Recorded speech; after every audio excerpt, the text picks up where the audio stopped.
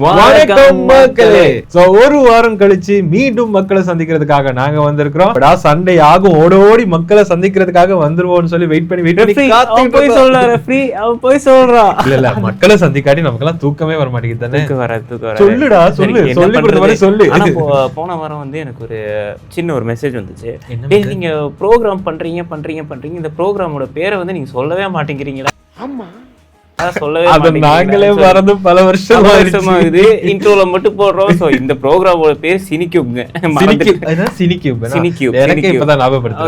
சினிக்யூப் குட்டி உண்டா நியூஸை கொண்டு வந்து கொடுத்துட்டு நாங்க அப்படியே உங்களுக்கு எல்லாத்தையும் கொடுத்துருவோம். சரி, இப்ப வாங்க நம்ம நிகழ்ச்சிக்குள்ள பேச வேணாம், நிகழ்ச்சிக்குள்ள போயிடலாம். நானும் உங்கள் மயு, நானும் உங்கள் சசி. வாங்க மக்களே.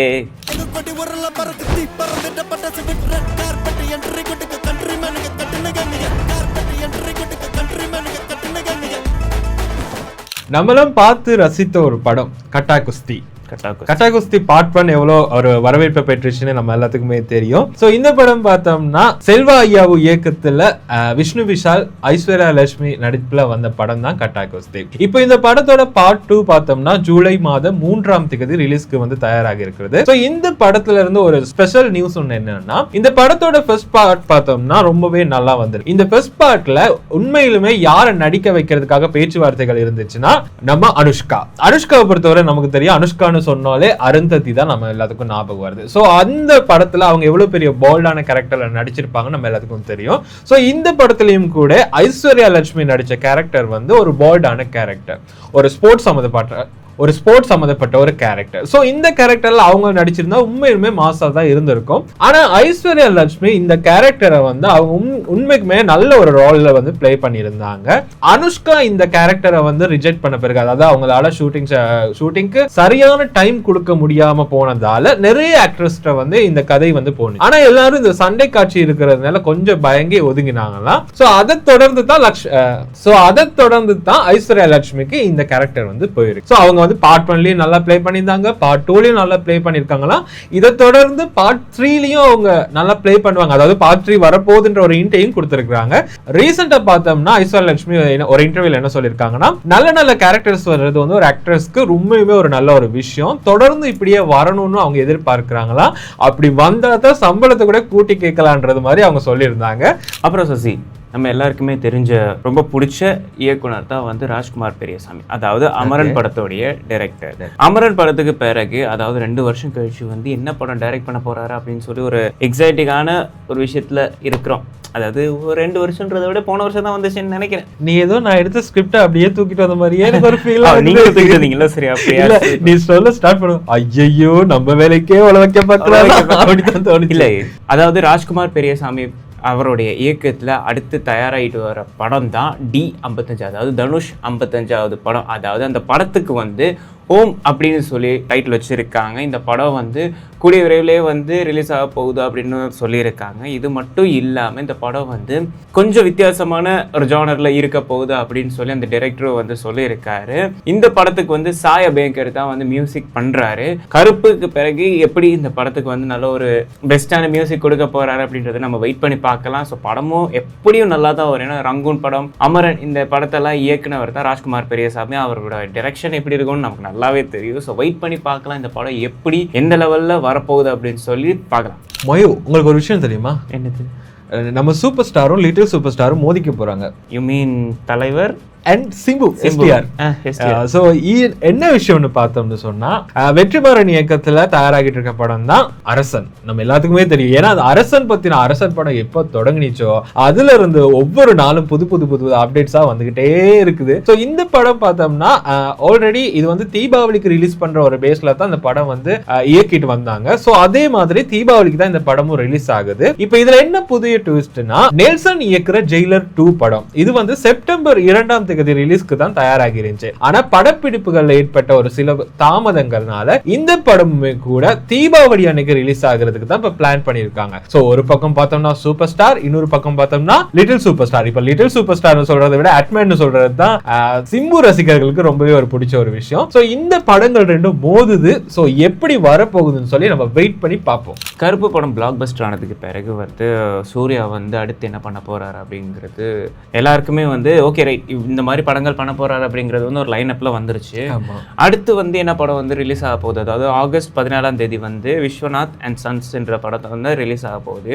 இந்த படத்தை வந்து தெலுங்கு டைரக்டர் வந்து அதாவது வெங்கி அட்லூரி தான் வந்து டைரக்ட் பண்ணிட்டு இருக்காரு. இந்த படத்தோடைய சிங்கிள், அதாவது வந்து ஃபர்ஸ்ட் சிங்கிள் வந்து ஜூன் 19ஆம் தேதி ரிலீஸ் ஆயிருக்கு. இந்த பாட்டில் வந்து ஒரு 40 வயசு ஆளுக்கோ ஒரு 20 வயசு பொண்ணுக்கோ வந்து நடுவில் வந்து ஒரு லவ் கனெக்ட் ஆகியிருந்தா எப்படி இருக்கும். இதுவே வந்து நம்ம ஊரில் வந்து 40 வயசு 20 வயசு லவ் பண்ணா சரி என்ன ஆகும்னு தெரியாது. அந்த மாதிரி சோழி முடிச்சு அவ்வளோதான், அந்த மாதிரி தான் நடக்கும். விஸ்வநாதன் சன், அதாவது வந்து வெங்கி அட்லூரி இயக்கத்தில் வந்து ரெடி ஆகிக்கிட்டு இருக்க படம் ஆல்மோஸ்ட் ரெடி ஆகிருச்சு. இந்த படம் வந்து போஸ்ட் ப்ரொடக்ஷனில் இருக்கு. ஆகஸ்ட் 14ஆம் தேதி வந்து இந்த படம் வந்து ரிலீஸ் ஆகியிருக்கு. அதோட பாட்டு பட்டாம்பூச்சி அப்படிங்கிற ஒரு சாங் வந்து ரீசெண்டாக, அதாவது ஜூன் 19ஆம் தேதி வந்து ரிலீஸ் ஆகியிருக்கு. இந்த பாட்டு வந்து நல்ல ஒரு லவ் தீம், அதாவது ரொம்ப இன்டென்ஸான ஒரு லவ் தீமத்தை கொண்டு தான் இந்த பாட்டு வந்து ரிலீஸ் ஆகிருக்கு. ஸோ இந்த பாட்டோட வைபு வந்து செம்மையாக கனெக்ட் ஆகுது. ஸோ படமும் அந்த அளவுக்கு லக்கி பாஸ்கர், பாத்தி இப்படி ஒரு லைனப்பில் வந்து டைரக்ட் பண்ண அந்த வெங்கி அட்லூரி தான் இந்த படத்தையும் டைரக்ட் பண்ணியிருக்காரு. ஸோ வெயிட் பண்ணி இந்த படம் எப்படி வரப்போகுதுன்றதை பார்க்கலாம். மயூ, உங்களுக்கு வத்தி குச்சின்னு சொன்னோன்னு யார் ஞாபகம் வருது? குரு கண்ணா அவ்வளவு தூரம் போவேனா? அப்ப அக்கா அக்கா அக்கா அக்கா அக்கா அதே அக்கா தான். சோ வத்தி குச்சி வனிதான்னு சொன்னா எல்லாருக்குமே தெரியும். இவங்க படம் நடிச்சு எவ்வளவு தூரம் ஃபேமஸ் ஆகினாங்க எனக்கு தெரியல. ஆனா இந்த சோசியல் மீடியாவிலயும் பிக் பாஸ் மூலியமா எவ்வளவு ஃபேமஸ் ஆகணும்னு சொல்லி நம்ம எல்லாத்துக்குமே தெரியும். சோ வத்தி குச்சி வனிதா அப்படின்னு சொன்னாதான் எல்லாத்துக்கும் தெரியும். சோ இவங்களை பொறுத்தவரை பார்த்தோம்னா இவங்க வந்து சந்திரலேகான்ற படத்துலதான் அறிமுகமாகினாங்க. சோ இவங்க வந்து விஜயகுமாரோட டாட்டர். சோ இந்த சந்திரலேகா படத்துல யாரு கூட பேரப் பண்ணி நடிச்சாங்கன்னு பார்த்தோம்னா தற்போதைய முதலமைச்சர் விஜய் அவர்களோட தான் பேரப் பண்ணி நடிச்சாங்க. சோ இவங்களோட, அதாவது வனிதாவோட வாழ்க்கை வட்டாரத்தை பார்த்தோம்னா இவங்களுக்கு வந்து ஒட்டுமொத்தமா 3 கல்யாணம் வந்து நடந்திருக்கு. என்னடா கல்யாணத்தை பத்தி பேசுறான்னு பாக்குறீங்க? எனக்கு கல்யாணம் நடக்கலன்னு வைத்தறிச்சல ஒண்ணு நான் பேசல, அவங்களோட வாழ்க்கை வட்டாரத்தை பத்தி தான் பேசிக்கிட்டு இருக்கிறேன். சோ இவங்க வந்து ஆல்ரெடி 3 கல்யாணம் நடந்துச்சு. அதுல 3லயுமே ஃபெயிலியர் ஆகி இப்ப வந்து பேசாது சைலண்டா இருக்கிறாங்க. இவங்க சைலண்டா இருந்தாலே கொஞ்சம் அது பயங்கரமா தான் இருக்கும். ஏன்னா இப்ப வந்து இவங்க 10 கிட்ட எரிவாங்கன்னு சொல்ல முடியாது. சோ ரீசெண்டா ஒரு இன்டர்வியூல என்ன சொல்லிருக்காங்கன்னா, இவங்களோட முதலாவது காதலை பத்தி பேசினா ஒட்டுமொத்த தமிழ்நாடு அதிர்ந்து போகுமா அப்படின்னு சொல்லியிருக்கிறாங்க. இது முதலாவது காதல்னு சொல்லும் போது எங்கேயோ இடிக்குது, ஒட்டுமொத்த தமிழ்நாடுன்னு சொல்லும் போதும் எங்கேயோ இடிக்குது. எனக்கு ஏதோ அவரா இருக்கணுமோன்னு ஒரு டவுட் இருக்குது. ஏன்னா அவங்க என்ன சொல்லியிருக்காங்கன்னா, இந்த விஷயம் வந்து அவங்களுக்கும் அந்த சம்மந்தப்பட்ட நபருக்கு மட்டுமே தெரியும்ன்றத வந்து அவங்க சொல்லியிருக்காங்க.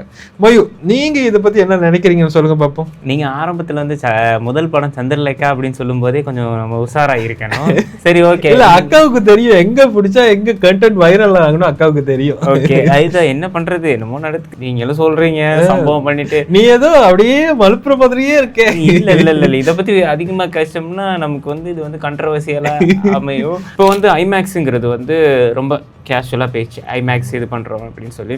அப்படின்னா இந்த படங்களை வந்து ஐமேக்ஸில் ஷூட் பண்ணுறதுங்கிறது வந்து ஒரு கொஞ்சம் டிஃபிகல்ட்டான டாஸ்க். அதாவது இந்த ஹாலிவுட்டில் வந்து இந்த ஐமேக்ஸை வந்து ஹேண்டில் பண்ணுறது வந்து எப்பயுமே தலைவன் கிறிஸ்டோபர் நோலன். ஸோ அவர் வந்து இயக்கிக்கிட்டு இருக்க இப்போ ரீசெண்டாக டைரக்ட் பண்ணிகிட்டு இருக்க படம் தான் வந்து தி ஆடிசி. அதாவது ஒரு பெரிய ஒரு வார், அதாவது ஒரு பீரியடிக்கான ஒரு படத்தை வந்து இப்போ வந்து ஐமேக்ஸில் வந்து ஷூட் பண்ணிகிட்டு இருக்காரு. ஸோ இதெல்லாம் இருக்க இப்போ இந்தியா லெவலில் வந்து ஃபேமஸாக இருக்கக்கூடிய டைரக்டர் தான் எஸ் ராஜமௌலி. அவர் இப்போ டைரக்ட் பண்ணிகிட்டு இருக்க படம் தான், அதாவது மகேஷ் பாபு, பிரியங்கா சோப்ரா, பிருத்விராஜ், இந்த 3 பேரையும் வச்ச படம் தான் வந்து வாரணாசி. இந்த படம் வந்து ஐமேக்ஸில் வந்து தான் ஷூட் பண்ணிட்டு இருக்காங்க. அதோட இந்த படம் வந்து ஐமேக்ஸில் பார்க்கும்போது நல்லா கொஞ்சம் பெருசாக இந்த படம் வந்து கிராண்டியராக இருக்கும் அப்படின்னு சொல்லி சில இன்டர்வியூஸில் வந்து நம்ம எஸ் ராஜமௌலி வந்து சொல்லியிருக்காரு. அவருடைய மேக்கிங் எல்லாமே நல்லாவே நமக்கு தெரியும். ஃபர்ஸ்ட் ஆரம்பத்தில் பாகுபலி, ஆரம்பத்தில் இல்லை, அது அதுக்கு முன்னாடி நிறைய படங்கள் இருக்கு. நானிலேருந்து ஆரம்பிச்சு அதுக்கு முன்னாடி பழங்காலத்துலேருந்து அவர் இருக்காரு. ஆனால் வந்து இப்போதைக்கு வந்து அவருடைய தமிழ்நாட்டில் வந்து ஒரு பிரம்மாண்ட இயக்குனர் அப்படின்னு சொன்னால் சங்கர்னு சொல்லலாம். அதுக்கு பிறகு இந்தியாவிலே வந்து பிரம்மாண்ட இயக்குநர்கள் ஒருவர் தான் வந்து எஸ் ராஜமௌலி. நல்லா இருக்கும் அப்படின்னு சொல்லி ஐமேக்ஸை கொண்டு வந்து உள்ளுக்கு திணிச்சிருக்காரு. அதாவது ஐமேக்ஸ் கேமராவில் தான் இந்த படம் ஷூட் பண்ணப்படுது. அதே மாதிரி ஐமேக்ஸில் தான் வந்து ரிலீஸ் ஆக போகுதுங்கிற போது ஏதோ ஒரு விஷயம் உள்ளுக்கு இருக்குன்னு தெரியும், யோசிக்கிறோம், வரப்போகுதுன்னு நினைக்கிறேன். ஸோ பார்ப்போம் படம் எப்படி வரப்போகுது. மக்களே, நாங்கள் கொண்டு வந்து அவ்வளோ நியூஸை உங்களுக்கு அடுக்கடுக்காக கொடுத்து முடிச்சிட்டோம். ஸோ ஆல்மோஸ்ட் நம்ம நிகழ்ச்சியோட எண்டுக்கு வந்துட்டோம். எப்பயும் சொல்ற போது கடையை சாத்திட்டு கிளம்ப வேண்டிய டைம் வந்தாச்சு. ஸோ கடையை சாத்தலாம். ஸோ அடுத்த வாரம் சினிக்யூப் நிகழ்ச்சி ஹைலைட் பண்ணிக்கிறோம், சந்திக்கிறோம். நான் உங்கள் மயூ, நான் உங்கள் சசி. டாடா நண்பர்களே, பாய் பாய் மக்களே.